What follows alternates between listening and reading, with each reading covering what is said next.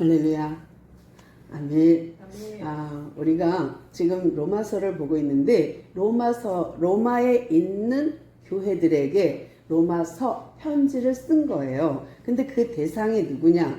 이방인 그리스도인과 유대인 그리스도인이 같이 공존하는 교회였어요. 그러다 보니까 이방인은 이방인대로, 유대인은 유대인대로 그리스도를 이해하고 예배드리고 나름 자기들은 한다고 해요. 그런데 바울이 듣기에 바울은 로마에 가본 적이 없어요. 아직까지 이 편지 로마서 쓸 때에는 간 적이 없어요. 그럼에도 불구하고 들려오는 소식에 의하면 유대인들은 여전히 옛습관에 있는 거예요. 옛습관. 그래서 동성애를 하거나 하는 자기네 불의한 일을 하거나 불법을 저질거나 하는 이들을 그냥 불의한 자리에 있는 거예요. 또 유대인은 유대인대로 옛습관 그대로 있는 거예요. 뭐냐? 율법을 지키고 그 할례를 행해야 된다 하고 있는 거예요. 그러니까 바울이 이 공존하는 이들의 속에서 그리스도라는 영 안에 있는 이들 속에서 문제점이 있다는 걸 발견했어요. 아하, 이거는 이대로 두면 안 된다 해서 편지를 씁니다. 그래서 1장은 이방인의 죄에 대해서, 2장은 유대인의 죄에 대해서, 3장은 그러므로 모든 사람이 다 죄를 범하였음에 하나님의 영광에 이르지 못합니다 하고 3장에 나와요. 그 다음에 나도 예외는 아닙니다. 왜냐하면 우리에게는 영이 아담을 따르는 그 옛 사람의 영을 갖고 있고 그리스도인이 되어서 그리스도의 영을 갖고 있고 이 둘 중에 우리는 이제는 누구의 법을 따라야 되느냐? 그리스도의 법을 따라야 하는데 여전히 우리는 자꾸만 이 아담 아래에서 살던 습관대로 합니다. 그러면서 무엇을 예를 들어요? 남편을 들어서 예를 들고 로마의 법을 가지고 예를 들어요. 그러면서 그 로마의 새 왕이 세워지면 옛 왕이 했던 그 모든 법령을 갱신하듯이 그 새 왕이 오면 새 왕의 통치를 받는 것처럼 우리가 그리스도인이 되었으니 이제 옛 율법의 통치를 받기보다는 그리스도의 통치를 받아야 합니다. 그리스도의 법이 있습니다. 아담의 법이 있듯이 그리스도의 법도 있습니다. 그러니 우리가 이제 그리스도인의 법으로 살아야 합니다 하면서 남편의 예도 들었어요. 남편이 같이 살 때에는 남편의 통치를 받고 남편의 법대로 살지만 그가 죽고 나면 우리는 자유하듯이 우리가 새 법, 새 언약, 새 의가 나타났으니 이제 우리는 그 의로 살아야 합니다 하면서 지난 시간에 8장 1절과 살짝 연결하고 끝났어요. 그게 뭐냐면 내 마음에 두 마음이 있어 계속 다툽니다. 그런데 이 오호라 공고한 자인 나에게 이 사망의 법에서 어떻게 나를 건져낼 수 있을까? 그거는 오직 생명의 성령의 법만이 나를 구원할 수 있습니다 라고 하면서 그럼 어떻게 해요? 어떡하지 그러면? 이 법이 내가 그걸 무슨 수로 감당해? 그러므로 이제 그리스도 예수 안에 있는 자에게는 결코 정죄함이 없습니다 라고 마무리인 거예요. 그러니까 1절까지 제가 넘어갔어요. 근데 1절에 그러면 결코 정죄함이 없다? 그럼 막 살아? 이제 이미 구원받았으니까 뭐 잘 됐네. 예수 믿기를 했으니 뭐 이제 나 천국 가는 거는 따놓은 티켓이고 이제 뭐 막 살아도 되겠네? 아니요. 그렇지 않아요. 그러니까 지금 바울이 말하고 싶은 건 뭐예요? 우리가 그리스도 안에 있으면 정죄함이 없는 이유는 예수님 때문에 우리가 의의 옷을 입었고 예수님의 십자가의 보혈로 우리를 덮어줬기 때문에 하나님 쪽에서 우리를 봤을 때에는 그 예수 피가 보이는 거예요. 내가 보이는 게 아니라. 그러니까 너는 의인이구나 하고 칭해 준 거예요. 그러니까 내가 예수님을 믿음으로 예수님의 그 복음을 내가 받아들이고 내가 믿습니다. 내가 영접합니다. 내가 예수님을 믿기로 작정하였습니다 하는 순간 그분의 그 의가 나를 덮어버린 거예요. 그러면 이 하나님의 이 본의, 이 본 한 이 의가 왜 왔느냐예요. 왜 그럼 왔지? 예수님이 굳이 이 땅에 왜 왔지? 그 왜 왔느냐는 뭐예요?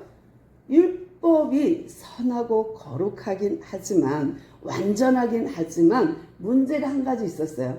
10가지 중에 마지막 10번째 탐심, 그 남의 것을 탐하지 마십시오 하는 걸 통해서 죄가 들어와 버렸어요. 왜냐하면 다른 나머지는 다 행위로 보여지는데 탐심만큼은, 마음만큼은 보여지지 않으니까 요거를 틈타 사단이 역사했어요. 그래서 사단이 해서 아담도 속였지 우리도 속이고 있어요. 그러니까 여전히 이 두 마음 속에서 갈등을 일으킬 수밖에 없게끔 탐심, 너 탐심했잖아, 너 욕심 가졌잖아, 그러면서 막 정죄해요. 그런데 잘 생각해 보세요. 욕심이 과연 100% 나쁜 거일까요? 우리가 성공하고자 욕구를 갖는다는 게 나쁜 걸까요? 걷고 싶다, 뛰고 싶다 갖는 욕망이 죄일까요? 그렇지 않아요. 그건 죄 아니에요. 그런데 이게 왜 죄가 되었을까? 탐심이 왜 안 될까? 이 부분에 있어서는 우리가 뭐라 그럴까? 타락한 전 인간과 타락 후 인간의 어떤 경계선이에요. 그러니까 타락 전에는 욕망이 아름답게 쓰였어요. 맛있는 거 먹고 즐기고 행복하고, 이거는 타락 전의 모습은 정말 아름다웠어요. 근데 그 타락 후 인간의 욕망은 탐욕으로 바뀐 거예요. 그러니까 탐심 자체의 어떤 경계선이 타락 전과 타락 후로 나뉘어지는 바람에 타락 후 모든 인간이 변질된 거예요. 그러니까 모든 좋은 것도 다 변질됐다. 다른 말로 왜곡되었기 때문입니다. 근데 이렇게 해서 이런 부분에 안 되겠다, 내가 완성하러 가야겠다, 율법을 완전하지만 그 부분을 사단의 틈하니 욕심을 내게끔 하니 내가 가서 그걸 보완해서 완벽하게 해야겠구나 하고 예수님이 오셨어요. 직접 오셔서 이제 우리 안에서 우리를 결코 정죄받지 않는 자로 만들어 주셨습니다. 2절 보면 그리스도 안에 있는 생명의 성령의 법이, 그렇죠? 우리가 그리스도 안에 있기 때문에 사망의 법에서 우리를 이제 자유하게 했어요. 해방시켜 줬어요. 그러니까 이제 나는 괜찮아야 돼. 근데 계속 사단은 우리를 공격해. 어떻게? 네가 그러고도 그리스도인이야? 네가 그러고도 교회 다녀? 아이고, 교회 다니는 놈이 욕심도 많아? 이러면서 우리를 정죄하거든요. 그럴 때마다 우리는 예수님의 보혈을 의지해서 이겨야 돼요. 그런데 어쩌라고 이렇게 나가야 돼. 이거 참 이상하죠. 이게 뻔스러워 보여도 그게 필요해. 그러니까 정말 뻔스러워도 어쩔 수 없어. 이거는 사단에게는 그렇게 나가지 않으면 먹혀요. 그러니까 그래 맞아, 나는 그래, 그러면 안 돼요. 큰일 나요. 그러면 사단이 아싸 이러고 덤비거든요. 그러니까 사단 앞에서는 그래라고. 사단 앞에서는. 왜냐하면 사단이 공격 못하게. 그래서 우리 주님 오셨어. 그러니까 예수님이 필요한 거야. 그러니까 예수님 보혈이 나는 필요하지. 십자가가 왜 필요하겠어? 내가 그러니까 예수님 오신 거지 하고 탁 이겨나가셔야 돼요. 그러면서 이것을 설명하는 게 3절입니다. 율법이 육신으로 말미암아 연약하여졌어요. 율법 중에 10계명, 10번째 계명이 육신 때문에, 탐심 때문에 연약해졌어요. 그런데 알 수 없는 그것을, 뭐가 알 수 없는 그것이에요? 사람 안에 있는 자아, 이 옛사람 안에 있는 자아, 이 자아가 알 수 없는 부분이었어. 이 탐심이 알 수 없는 부분이었어. 그래서 알 수 없는 그것을 하나님을 아시고, 하나님이 아시고 누구를 보내요? 예수님을 보내셔서 그로 하여금 죄로 말미암아 자기 아들을 죄 있는 육신의 모양으로 보내셨대요. 그러니까 하나님이 아셨어. 너가 그 탐심에 또 속았구나. 네가 사단 죄에 또 속았구나. 그래서 내가 나의 제1부족 하나님이시면서 예수님 아들로 나 자신을 보내준 거예요. 그래서 육신의 몸으로 온 거예요. 그러니까 아담의 계보, 아담을 첫째 아담이라고 우리는 부르거든요. 예수님을 둘째 아담으로 불러요. 근데 첫째 아담으로 온 죄를 둘째 아담이신 예수님이 이기셔서 죄인인 우리를 옮겨 의인이 되게 했어요. 그러면 율법은 또 뭐예요? 율법은 우리가 의롭게 되기 위하여, 율법을 다 지키면 의인이 되기 위하여 준 법인데, 이 율법의 그 탐심을, 그 마음을 죄라는 놈이 악용해서 우리로 하여금 불의하게 한 거예요. 그러니까 죄가 들어옴으로 의에 이르지 않고 불의하게 한 나를 예수님이 오셔서 그 불의한 나를 의로 옮겨주신 거예요. 그래서 나는 의롭다 칭함을 받은 거예요. 뭐 때문에? 믿음으로. 그래서 이제는 더 이상 피 흘리지 않고 양을 잡지 않았고 내가 예수님을 믿음으로 우리는 의인이 된 거예요. 그러니까 이 신칭의예요. 그러니까 믿음으로 우리는 의롭다 칭함을 받은 거예요. 그러니까 믿음으로 의롭다 칭함을 받은 거 여기까지는 우리 다 이해해요. 그러니까 로마서를 계속 지금 들어왔기 때문에 여기까지는 무난하게 왔습니다. 그런데 숙제를 하나 냈어요. 4절 뭐라 그래요?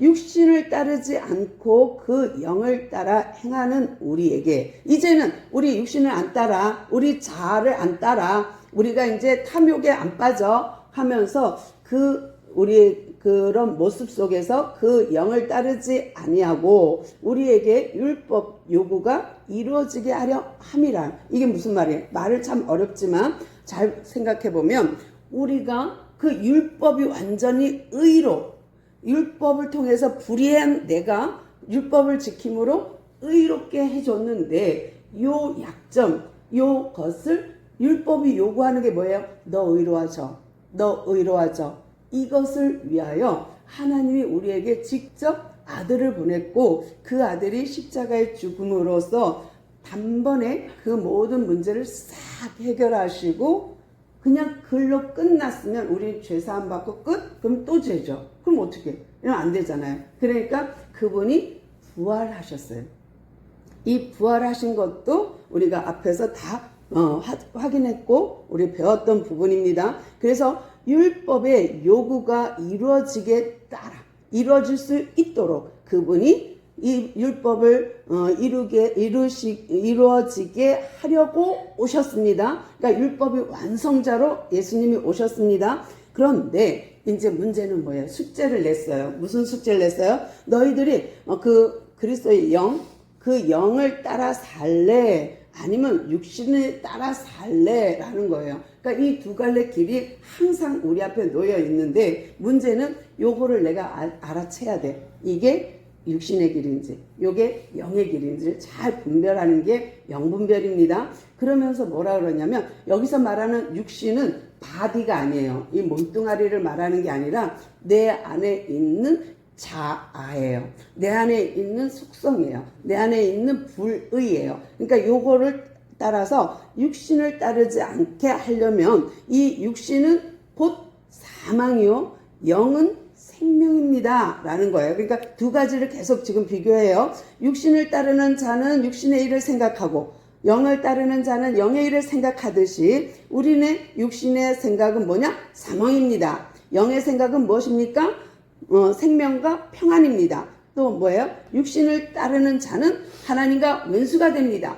그러므로 하나님의 영을 따르지 않습니다. 하나님을 배반합니다 라는 거고, 절대 예수님의 말씀에, 절대 성경에 굴복하지 않습니다. 굴복할 수도 없습니다. 육신에 있는 자들은 하나님을 기쁘게 하지도 못합니다. 그럼 우리 이제 생각해 봐야죠. 육신을 따르는, 내 자아를 따르는, 내 생각을 따르는, 내 욕심을 따르는 사람은 하나님과 대적관계야. 하나님과 기뻐할 수도 없어. 하나님의 말씀에 순종할 수도 없어. 그렇다면 그 사람은 그리스도인이 아닙니다. 하나님의 영이 있다면 그럴 수 없다 해요. 하나님의 영, 성령이, 하나님의 영이 우리 안에서 무슨 일이에요? 성부 하나님의 계획을 알게 하셔. 성자 예수님의 하신 일을 깨닫게 하셔. 그러면 성령 하나님이 내 안에서 끊임없이 하나님 아버지를 이해하고 하나님 아버지를 믿게 하고 예수님을 믿고 예수님을 따르는 마음을 성령이 계속 알려줘. 깨닫게 생각나게 알려줘. 그러면 깨닫는 영으로 함께하는 성령이 계신다면 절대로 육신을 따르지 않을 거라는 거죠. 왜냐하면 이 하나님의 영이 하시는 일이 그거니까. 그래서 누가 아느냐? 본인이 알아요. 내가 그리스도인인가 아닌가 남보다 자기가 잘 알아요. 내가 예수를 믿는지 안 믿는지, 내가 복음 안에 있는지 없는지 본인이 잘 알아요. 그리고 다른 사람들은 뭘 보고 아느냐? 그 사람의 열매를 보고 알 뿐, 그 사람 속에 들어갔다 나오지도 않았는데 어떻게 알아? 그러니까 우리가 자칫 잘못하면 점쟁이처럼 안 돼요. 그런 거 아니에요. 우리는 하나님 깨닫게 해줘야 아는 거지, 하나님이 보여주지 않았는데 무슨 수로 알겠어요. 그런데 우리는 마치 내가 신이 된 듯 우리가 아는 것처럼 아는 척해요. 아니요, 그러지 않아요. 하나님은 속지 않고 속이지도 않습니다. 사단은 우리를 그렇게 할지언정 하나님은 그렇게 하지 않습니다. 그러므로 9절 보면 만일 너희 속에 하나님의 영이 거하시면 너희가 육신에 있지 않고, 그렇죠? 영에 있나니 누구든지 그리스도의 영이 없으면 그리스도의 사람이 아닙니다. 맞죠? 또 10절 또 그리스도께서 너희 안에 계시면 몸은 죄로 말미암아 죽을 것이나, 이게 참 어려워요. 이제 우리는 죄 때문에 무조건 사망해야 돼. 우리가 이 땅에 응앙하고 태어났는데 다 영생 죽지 않는다? 아니요, 그렇지 않습니다. 우리 영생교 아닙니다. 우리 죽지 않고 부활하는 거 아닙니다. 그냥 가는 거 들림 받는 거 아닙니다. 절대 아니에요. 왜냐하면 우리는 육을 갖고 아담의 후손으로 태어난 한 사과나무에 사가 열리듯이, 죄인의 나무에 죄가 열리듯이 우리는 죄인으로 태어났어요. 그러면 우리는 육은 반드시 죽어야 됩니다. 그러면 뭐가 살아요? 우리 영이 사는 거예요. 그런데 참 놀랍게도 하나님께서 하신 계획이 뭐냐면, 성령이 우리로 하여금 깨닫게 하는 게 뭐냐면 우리의 몸도 부활한다는 거예요. 우리의 몸도 성육신 한다는 거예요. 나는 그러면 내가 죽고 이미 무덤에 들어갔고 화장터에서 화장해버렸고 다 먼지가 돼서 죄가 돼서 다 날아갔는데 어떻게 우리가 죽었다가 우리 몸도 부활하지? 우리 다 믿잖아요. 왜? 예수님이 십자가에 죽고 3일 만에 부활한 것처럼 우리도 부활할 거를, 우리 몸도 부활할 걸 믿어요. 이거 믿어요. 그렇지만 일반적으로 인간의 상식으로 생각해서 죄가 됐는데, 먼지가 됐는데 어떻게 내가 몸도 부활할까 하는 의문은 들죠. 이거는 우리가 생각할 수 있는 부분이에요. 그런데 성령께서 우리에게 믿음을 주시고 성령께서 깨달아 알게 하시는 게 뭐예요? 전능한 하나님, 아무것도 없는 곳에서 창조한 창조주께서 그 먼지바 모아갖고 물체를 만드시는 그 하나님께서 우리를 다시 성육신 하지 못하게 할까? 성육신 할 수 있도록 하나님의 능력은 하신다예요. 그러니까 하나님만 하실 수 있어요. 하나님이 하실 수 있어요. 하나님께서 하실 수 있습니다 라는 것이 믿음이에요. 이것이 성령이 우리 안에서 하시는 일이에요. 계속 성령이 우리 안에서 무슨 일이에요? 하나님 아버지의 하신 일과 그 아들의 일을 믿게 하는. 근데 그것을 그냥 가만히 있어서 믿습니다 성령님, 믿습니다 성령님 도와줘, 이걸 아니라고. 끊임없이 뭐 해야 돼요?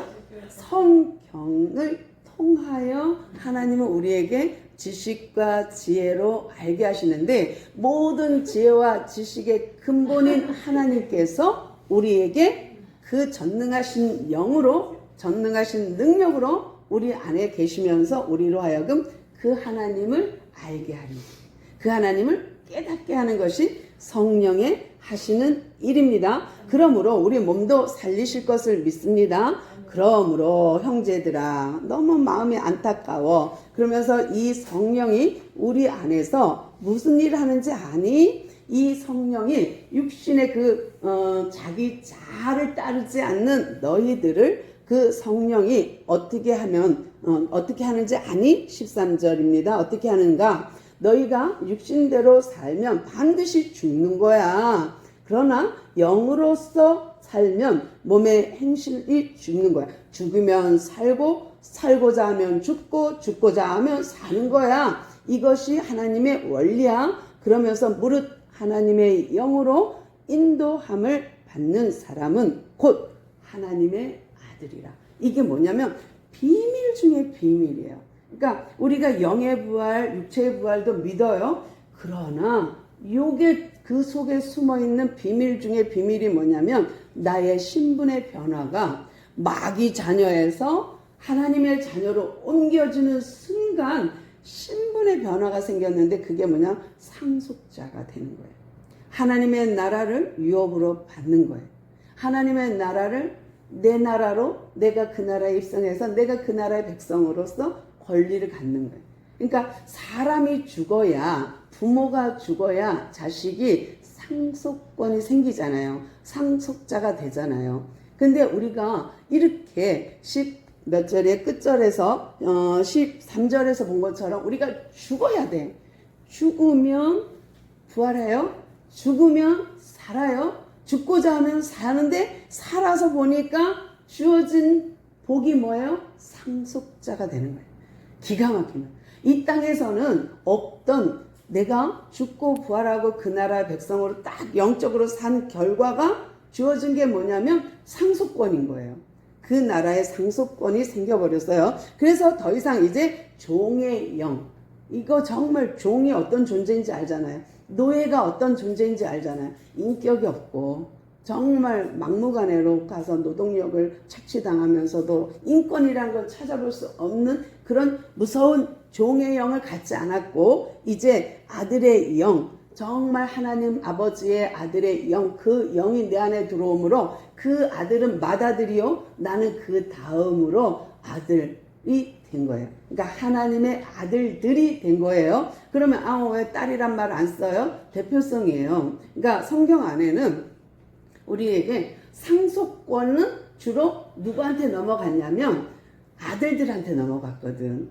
물론 슬로브아스의 딸들 이야기도 있습니다만 그거는 예외고요. 대부분이 율법 안에서 성경 안에서는 아들에게는 상속권이 있기 때문에 너희들에게 하나님의 아들들 이렇게 아들로 표현한 거예요. 그러니까 대표성이 있고 우리 모두 다 딸이든 아들이든 남성이든 여성이든 상관없이 하나님의 자녀로 우리는 상속권이 있는 거예요. 이거 같이 귀한 게 어디 있겠어요? 하나님 나라를 상속받는 상속권자가 된 거예요. 그러면서 성령이 내 안에서 또 한 게 뭐예요? 이 땅에 있을 동안에는 깨닫게 하는 거지만 죽고 나면 우리가 아들 그 영 때문에 아들의 영, 그 그리스도 영, 그 성령 때문에 우리가 상속자가 된 것뿐만 아니라 또 그 성령이 우리를 하나님 앞에서 증언해 주셔요. 얘는 그리스도인이에요. 얘는 하나님의 영이 있는 애예요. 얘는 성령이 있습니다. 하고 증언해서 그 사람으로 하여금 상속자가 되게 하고 상속자가 되게 하기 뿐만 아니라 하나님의 영광, 영화로운 단계에 영광의 참여자가 되게 한다는 거예요. 너무 귀하죠. 이게 하나님은 왕이잖아요. 그 왕의 자녀로 가는 것도 영광인데 그 상속을 받는 것도 영광인데 그 영화로움에 내가 참여자가 돼. 이게 정말 귀하죠. 정말 하나님의 은혜가 넘칩니다. 그러면서 하나님의 영광을 받게 하기 위하여 내 안에서 성령이 임하여 있는 거예요. 그러면서 생각하건대 현재의 고난은 장차 우리에게 주어질 영광과 비교할 수 없습니다. 이 땅에 잠깐 고난받는 거 그건 너무 힘들어하지 마십시오. 왜요? 성령이 우리 안에서 우리를 증언하기를 얘는 그리스도인입니다. 얘는 상속자입니다. 얘는 하나님의 영광의 참여자입니다.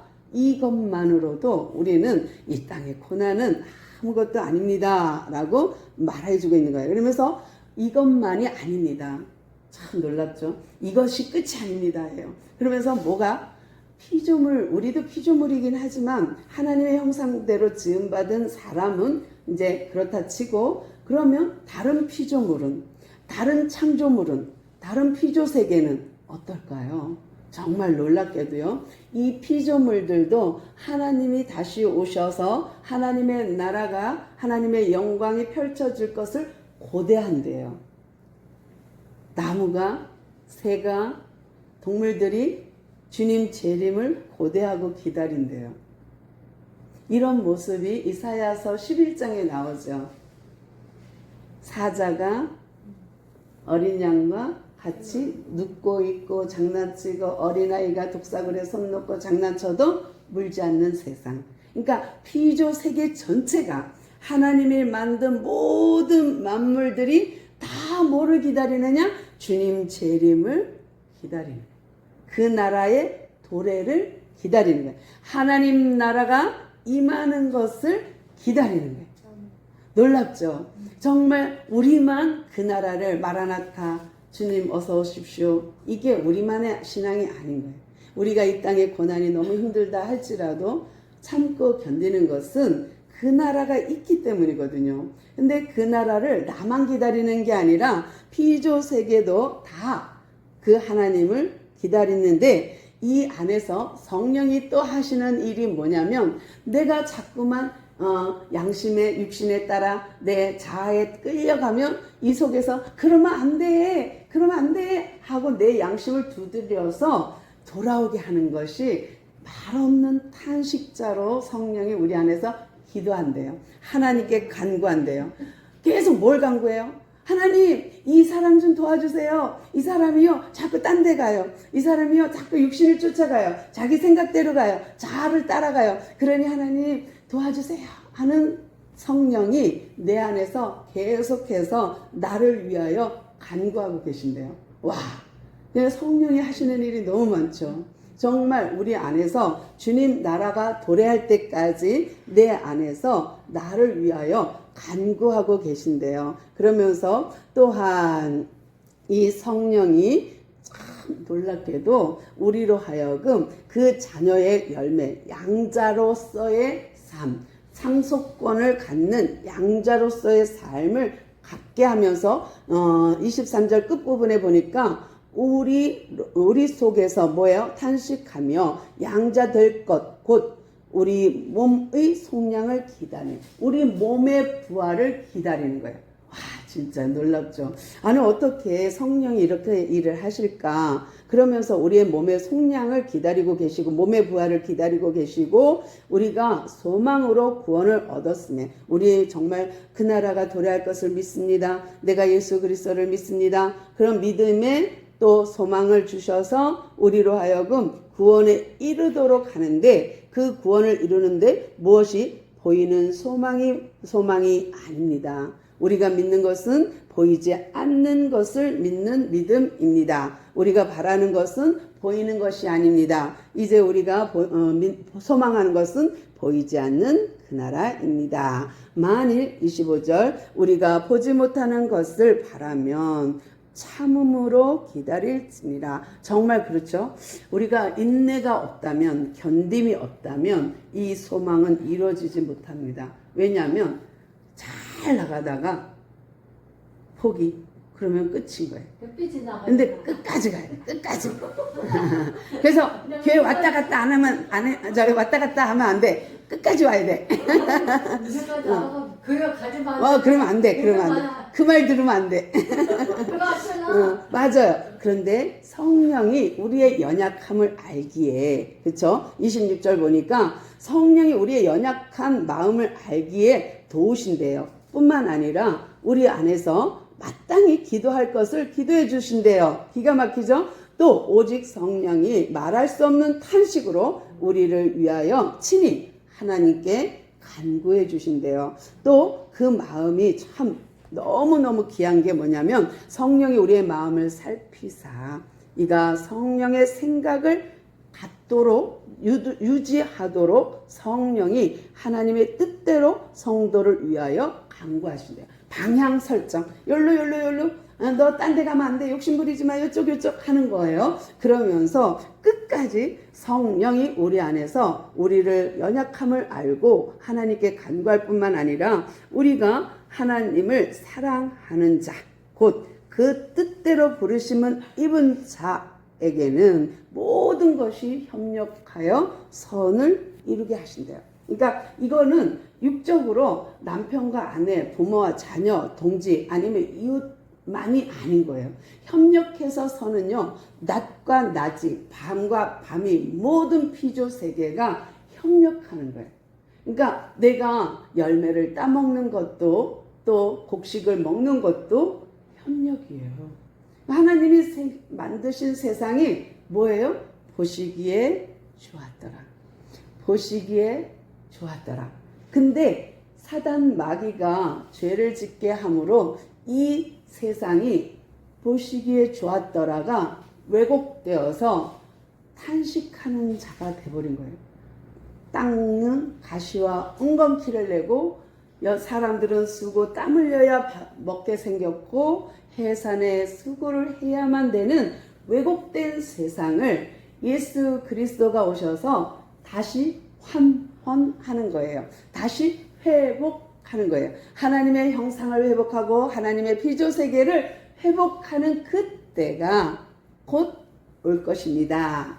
그러니 바울이 권하는 게 뭐예요? 이제는 욕심 따라 살지 말고 이제는 하나님의 영으로 충만함으로 사십시오. 이 영이 우리를 살게 할 겁니다. 라는 거예요. 오늘 더 많이 하는 것은 요거 나머지 부분은요. 다음 주에 이제 연결해서 해드리도록 하겠습니다. 기도합니다. 주님 감사합니다. 오늘도 우리에게 귀한 말씀으로 알려주셔서 감사합니다. 성령 하나님 우리 안에서 끊임없이 우리를 위하여 간구하시고 탄식하시는 주님, 정말 우리가 그 마음 알아서 우리가 딴 길로 가지 않게 하시고 주만 바라보게 하옵소서. 오늘 거룩한 주일 우리가 주님을 기억하며 주님께 예배드리는 예배자로 왔사오니 참 감사합니다. 이제 우리의 예배를 흠양하시고 하늘의 복으로 채워 주시옵소서. 함께 하시니 감사없고 예수님의 이름으로 간절히 기도드리옵나이다. 아멘. 아멘.